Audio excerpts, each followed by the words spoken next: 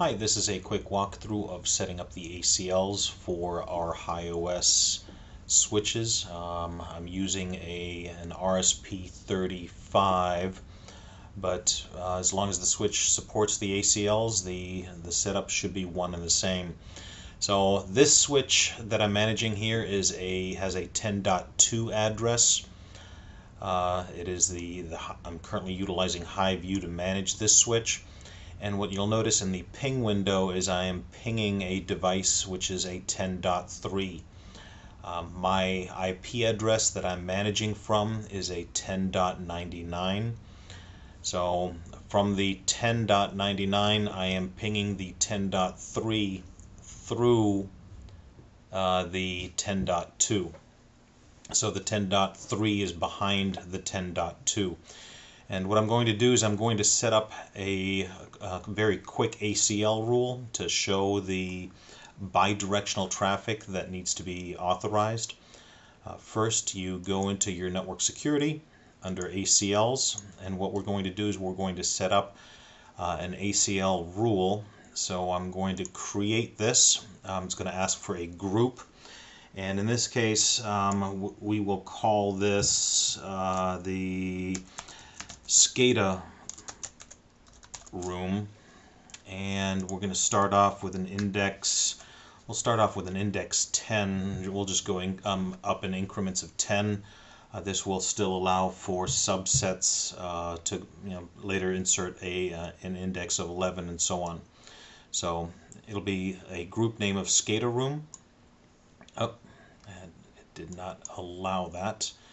And I'm assuming it might be that there is a space in there, so we'll do another entry, SCADA underscore room and index 10. And we're then also going to create the other side of the switch, and in this case we're going to create, and it's going to be called process underscore 1, and we're also going to start in increments of 10. So we now have our two IP groups, and one of the first things that I want to do is I want to make sure that I will be able to reach the switch itself that I'm going through. So what I'm going to do is I'm going to turn off match every packet. The source IP address in this case is going to be a 10.10.10.99, which is my PC. And then the destination IP address is going to be a 10.10.10.2, which is the switch that I'm currently managing here. So I want to make sure that I have the ability to manage that switch. So that'll be the incoming port. And then obviously I want to make sure that we'll go ahead and we'll hit set. Then I'm going to create another under SCADA room. In this case it'll be index 20. And I will want to be able to ping from 10.10.10.99. I want the destination address to be 10.10.10.3. And so that the switch will also allow the ping response through from the process side, I'm going to put in 10.10.10.3 with a destination, which is where the ping request initially came from, which would be my laptop. So again, what we have here is we have my laptop allowing communication to the switch that I'm managing right now, and then we have my laptop to the other switch, which I am pinging up here in this little window, and then we have on the other side we have the process area. This is the switch then being able to respond to the ping requests from 10.99.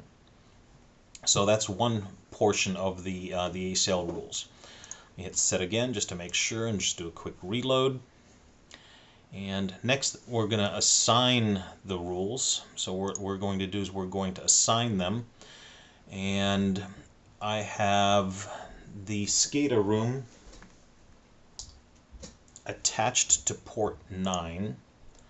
So we're going to select port 9. Priority, we'll give that a priority of 3. And it is the SCADA room that's attached to that port.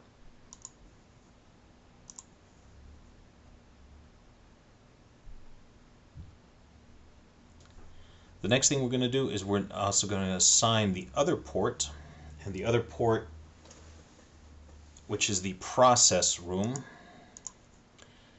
it is attached to port 5. Verify that, yes. We're also going to give that a port priority of 3, and we're going to hit OK.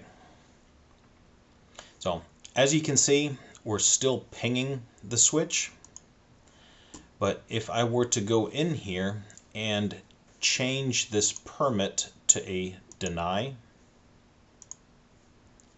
you will note that these pings will have ceased.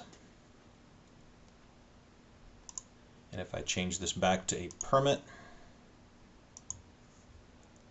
the pings will then resume. So it's a very easy way of being able to segment out as to what is allowed to communicate into these ports simply by utilizing ACLs.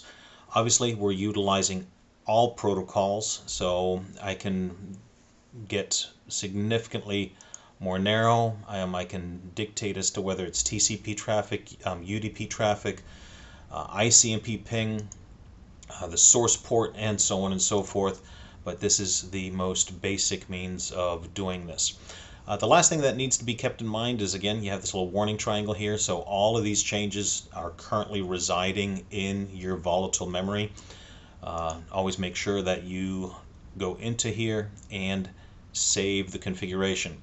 By doing so, the changes will be moved to non-volatile memory, meaning that at this point in time I can now power cycle the switch, and all of these changes are going to be permanent until the next time I log into the switch and make changes. Hope this helps. If you have any concerns, questions, whatnot, please feel free to give us a shout. Thank you very much. Bye-bye.